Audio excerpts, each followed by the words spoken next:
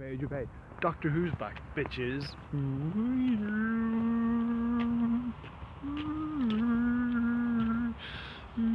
Yeah, I'm excitedly singing the theme tune to Doctor Who because I'm excited about the return of Doctor Who. So, the episode came out just 2 days ago there on Saturday, and holy fuck, the only way for me to talk about this is to talk about it with the spoilers. So, full disclosure there, absolute spoilers going forward. Okay, we all agreeing on that? We're all agreeing on that. You can see me there, you can see it, you can see here. Yeah, that works better. So yeah, complete and utter spoilers, my friends. First of all, you know, fucking hell, the start of that episode was a mini movie in and of itself. It was kind of, oh my god. So we open up on, I'm trying not to do like a scene by scene recap of the show, but the first, what, 3 minutes, 5 minutes, what was that? Brilliant, just this muddy beach, these guys with bows shooting guys with fucking, like, spit planes, you know, just like fucking biplanes from World War II era, fucking planes out of the sky with lasers. That's pretty fucking epic, man. And then they're on this muddy beach, and then you're like, wait, careful, there's handmines. And you find out the handmines are just these fucking trains everywhere. You find out that these handmines are just hands that come out of the ground with eyes in the middle of it. And oh, that fucking train. And it's like, oh. In terms of jump scares, that was brilliant. That was just like the bit, like where he goes, this guy goes to rescue the kid, and he just, oh fuck, what happens? Swallows him back. Again, could have been, I don't know, could have been more graphic, but it's still, Doctor Who is the master of like the watershed scares, you know. They can be gruesome sometimes as well. They're brilliant at those, you know. I love them. So yeah, so that was pretty fucking epic to me. That was brilliant. And then it reveals this poor kid's just stranded, and your heart goes out to him.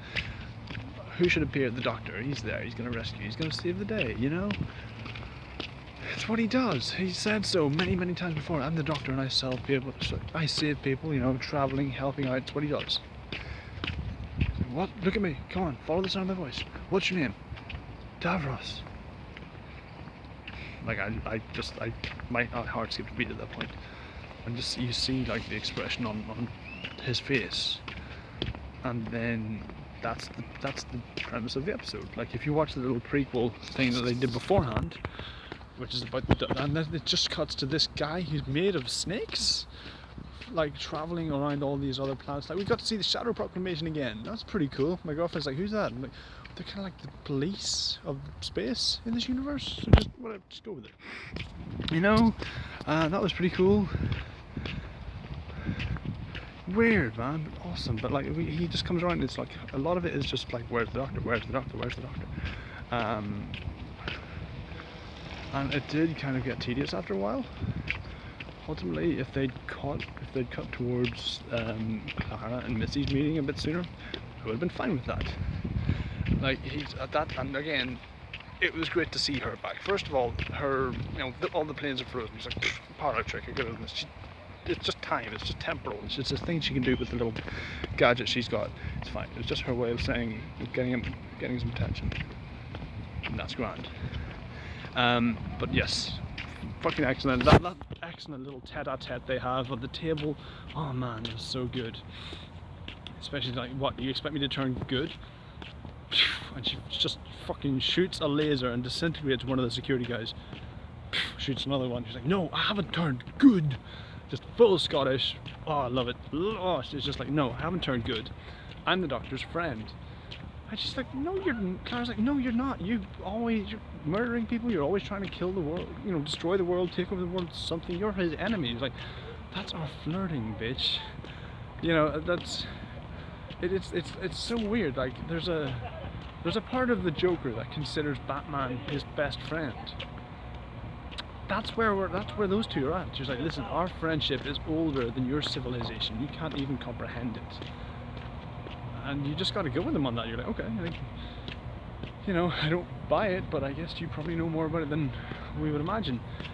And Missy's great. She's a breath of fresh air. She's like, She's just, how is she alive again?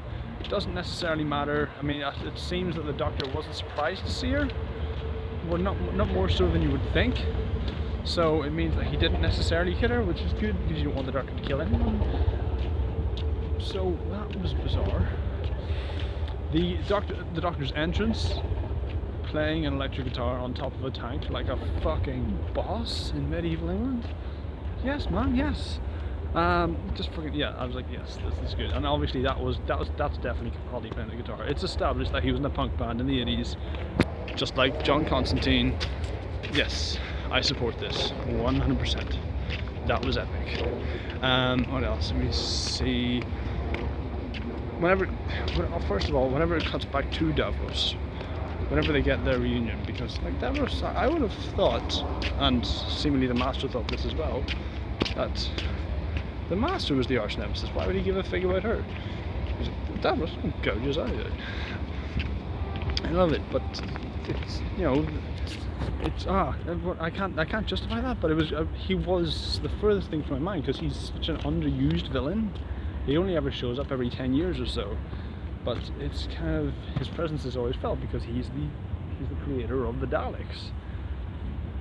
Last time he showed up in David Tennant's run, he was referred to as the Daleks' pet. He was like a prisoner. He was, you know, the Daleks are in charge and they're just keeping him around out of like some feigned sense of reverence. Love it. Anywho, he's dying. He wants to be reunited with the Doctor just so he can prove to him that there is no such thing as compassion. He goes to the space station. You find out it's not a space station. The gravity in it isn't artificial. Love that. Very intelligent. Love that. Very smart.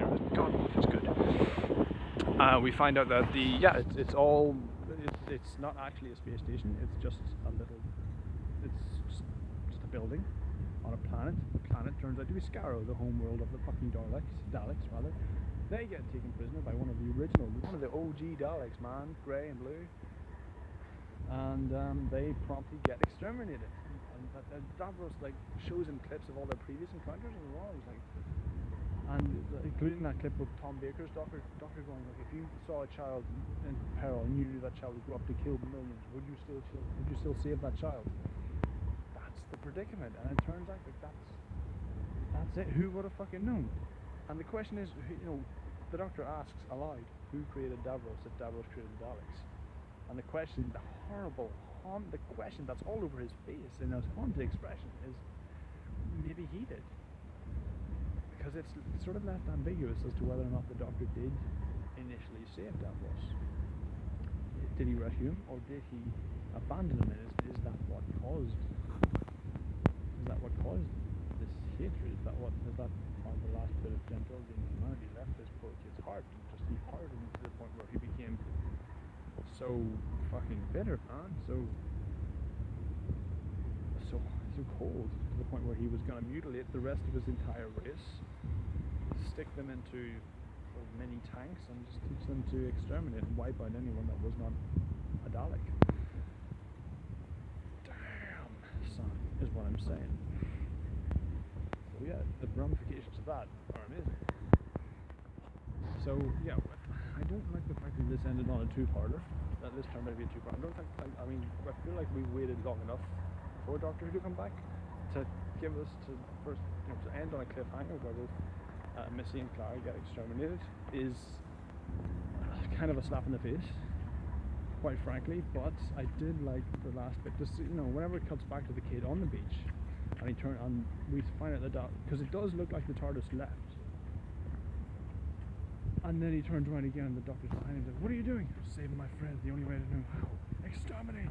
First of all, to hear the Doctor say that, you know, he's using he's holding like a Dalek gun. It's like a Dalek's nozzle that has a gun. Love it. Whatever. It's cool. We wouldn't like to think that the Doctor would take a life. It's not. He's a doctor. He's like, he made it very clear during Matt Smith's run that whenever he's about to kill this thing, he's like, then I'll have to find a new name because I can't call myself the Doctor anymore. Love that. Anyway, very strong episode. I do think there's some filler in this. I don't think it was quite as good as it could have been. I don't think it was quite a real fucking kick the door down stuff. Did like Capaldi's entrance. did like the Davros stuff. Never in a million years did I think that would be like. Good to see Missy back. Clara on fine supporting form. She's like, I like to see that she's just a woman of action. She's just right, boom, okay, I know what to do now. And don't call the doctor. We don't always need to call him. He'll go full Scottish. Love that. Just little witticisms like that, man. It's what benefit the show. But yeah, those are my thoughts on Doctor Who Season 9, Episode 1, The Magician's Apprentice. If you like this vid, please click like, subscribe, view, share, and all the usual jazz. And I'll see you when I see you, YouTube.